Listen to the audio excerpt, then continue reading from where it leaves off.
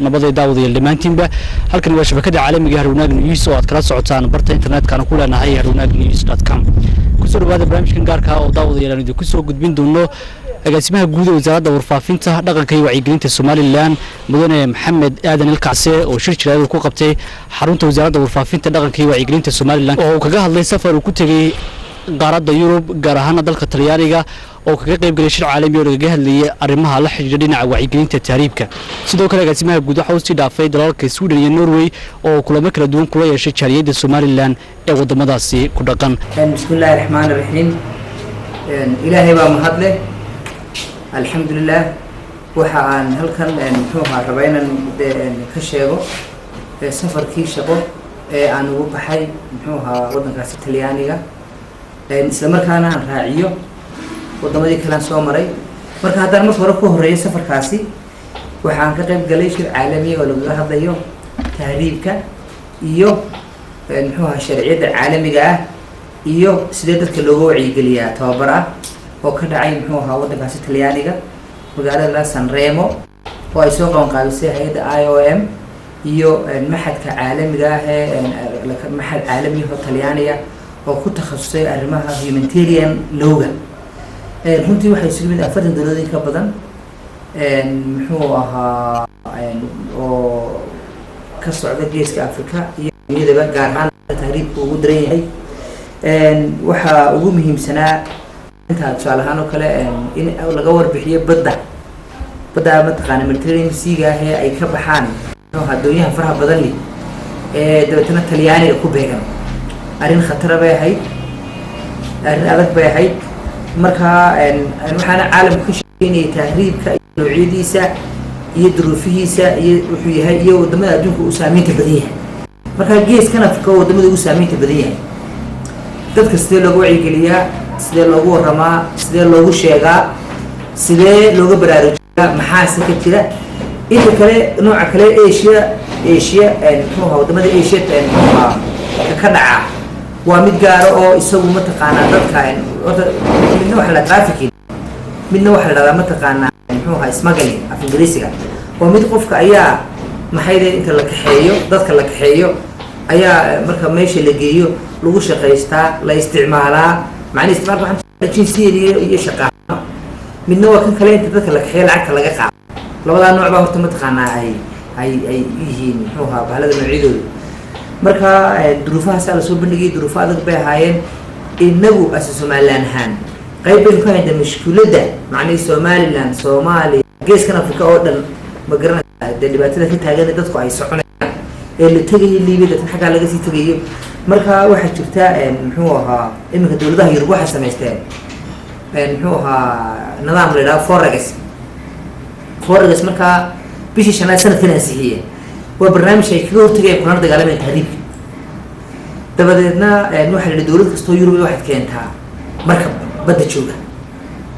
waxay leeyihiin qofka tahriibaha xaq aan laalina qolada kale waxay leeyihiin hay'ad xadkayga ilaashano xaq baan u leenahay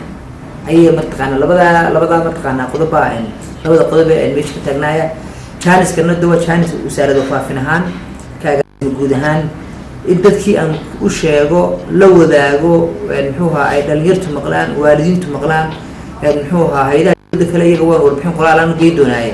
duruufaha meesha jira waxa la sheegayaa iminka kii ugu dambeeyay 500 qof ku dhinteen in la dejiyay dadkaas macni waxa weeye waxa la leeyahay qoliyahan laftooda ma taqaana ku shaqeysta markii culayska la saaray muxuu ahaa ay dad baa ka shaqeysta ku euro baa laga qaadaa ku euro warbixinta halka laga sheegay marka kunka euro laga qaado markii lagu yiri ma taqaanaa qolada doonyaha leh ama doonyaha sameeya haday arintaas dhacdo idinka ma taqaanaa laftiina muxuu ahaa taariikhdaas maxkamada caalamiga ah heshiiska caalamiga ah ay qabsan la saari doonaa iyaga laftoodu inta ay dadka lacag ka qaadaan si aanay kuwa Yurubna u qabsan dadkana lacagta uga qaataan iyaga laftooda ay mushkilad qayb ka yihiin dejinta lafteeda war la huma maaha laakiin waxa weeyaan saala la habay macnaheedu xaq lama hayo marka horta xaaladaas waa xaalad adag dabeetana dhibaato badan ka taagnay dawaana mushkilad caalami ah markaasaan ka qayb galay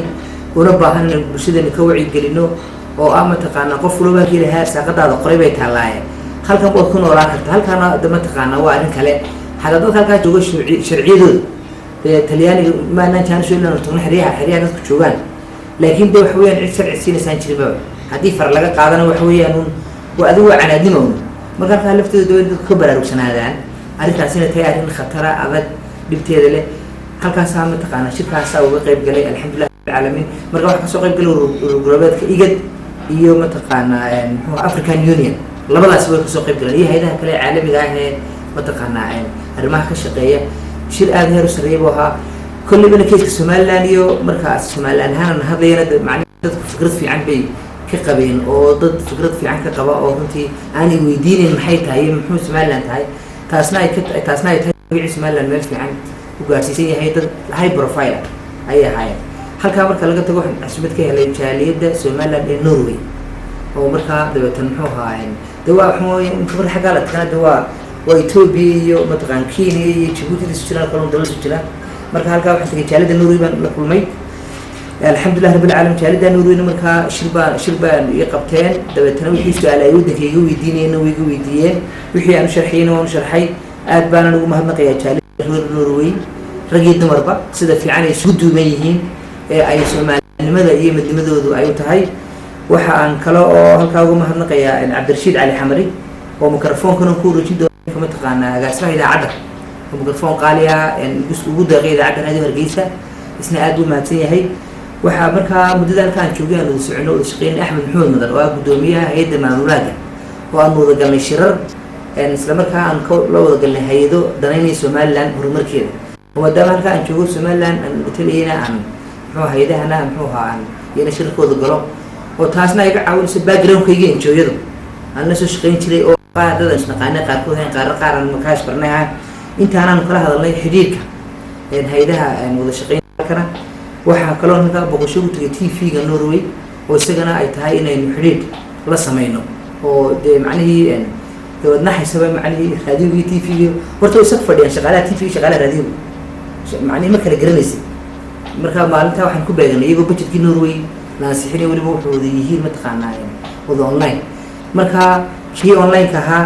kii TV-ga kii raadiyoga wixiiba halkan la wada fadhiyaa waxa kala duwan setting-ka kuwaasna ku raadiyo kuwaasna ku TV kuwaasna ku mataqaanaa online oo meel qurasa u wada fadhiyo oo inta studio leeyihiin aad yaabaysa si loo kala shaqeynayo kulli bayigana inuu la bilowno bal wada shaqeyneed baan isla garanay marka waxaan la kulanay Hay'adda Development Fund iyo Dignity iyo mataqaanaa Future for Hands oo marka Future for Hands waa bay joogaan Soomaaliland baa maalmahan weyn ay sameeyeen de marka waxaan ka ugu mahadnaqayaa saddex xisbi qaran oo iyaguna si fiican shirka ay la soo qayb galay su'aalaha weydiiyay jaaliyadda reer Norway guud ahaan gaar ahaan dumarka iyo dhalinyarada iyo hablahaba iyo xildhibaanada halka laga doorto oo Faadimo Cali Madar iyo Baasha la yiraahdo oo ina runtii si fiican oo wanaagsan qadiyada Soomaaliland ugu shaqeeya marka waxaan jaaliyadda reer Norway halkii naas laga duubnaada aad baad mahadsantiin laakiin ha galo dabad waxaan soo gudbay waddanka Sweden halka marka waxaan mahadnaqayaa Sikri oo ah mataqaan gudoomiyaha jaaliyadda Soomaaliland ee Sweden oo runtii ururka quree tafta ah ee xoog uga shaqeynaya iyaguna marka waxay ballameyga sameeyeen jaaliyadda Soomaaliland ee waddanka Sweden marka waxaan xusuustaa onaad mahadnaqayaa dhakhaatiirtii mutacalimiintii aqoon-yahankii ka kala yimid degmooyinka gobolada si ay ila kulmaan mahadnaqayaa muxuu ahaa su'aalaha ay weydiinayay aniguna Soomaaliland halka xaaladoodu marayso uga warramayay waxa aan la kulmay wasiirka barashada Soomaaliland muxuu ahaa oo ah qolaha Soomaaliland xisbiga liberalka ee nala shaqeyn jiray mataqaanaa dawladda Soomaaliland marar badan ku casuumay xisbiyada qaranka muxuu ahaa Sweden waxaan la kulmay kala mataqaanaa gabadha wasiir ahaan jirtay European Unionka imikana ka mataqaan baarlamaanka Norway baarlamaanka Sweden rimaha dibadda waa qoliyahaas dhimo qoliyaha Soomaaliland jecel ee daneeya waxa kale oo markaa halka jira Norway Sweden waxa jiro kale waxa baarlamaanka waxa artikelada journalada Sweden lagu qoray maalmaha Soomaaliland maxaa loo ictiraaf waayo Sweden waxay ictiraaftay muxuu Falastiin marka ay maqasheen kala mooyaane halka waxa socotay dood ah iyana Soomaaliland hal la ictiraafo oo ay dadka iyo dadkoodeen marka aad iyo aad baan ugu mahadnaqayaa jaaliyadda reer Sweden rag iyo dumar bale sida fiican ee iyana ay isugu duuban yihiin oo aan rajeynayay halka qadiyada Soomaaliland ka shaqeynteeda ay falwada galaan ugu dambeyntii waxaan u mahadnaqayaa muxuu ahaa gruubkii xisbiyada ahaa iyo aqoon-yahankii barnaamijkii aan ku socday ahaa inaan cidaalo kulma dejiyey sida fiican isugu duuban waxaanan leeyahay barbar ka baxda bakayla qalin weeyaane waa inaynu somaliland ictiraafkeeda iyo horumarkeeda ka shaqeynaa iskagana duubnaanaa waxaa kaloo aan ka kacdaynaya jaaliyada somaliland dibadda joogta inay isku duuban tahay fikradaha jira muxuu ahaa jaaliyada somaliland dibaddu iskuma duubnaa taa lafteedu meesha way ka baxday ugu dambeyntii aad iyo aad baan ugu mahadnaqaya bahda saxaafadda somaliland national t v norway sweden iyo toga harar iyo muxuu ahaa somaliland today iyo muxuu ahaa mataqaanaa harwanaag newsnimada halkaa u jooga labaduba sidii fiicnaday la shaqeeyeen iyo bahda media halkaniga la shaqeynaysay wasaaradda warfaafinta t v qaranka iyo raadiyo gobolana aad baan ugu mahadnaqayaa wasalaamu calaykum waraxmatullahi wabarakatu kaasi daawadayaal waxa uu agaasimaha guud ee wasaaradda warfaafinta dhaqanka iyo wacyigelinta somalilan maxamed cilmi aadan ilkacse oo shir jira ku qabtay xarunta wasaaradda warfaafinta kaga hadlayay safar uu ku tegey wadamada qaaradda yurub kagana qayb galay shir caalamiya oo ka dhacay wadanka talyaaniga oo kaga hadlayay arrimaha tariibka intaas ayaa barnaamijkaasi gaarka aan ku soo gabagabeynayna waa Cabdicasiis Saciid Cilmi oo dhamaantiinba daawadayaal leh idinkuna dhaafaya assalaamu calaykum waraxmatullaahi wabarakaatuh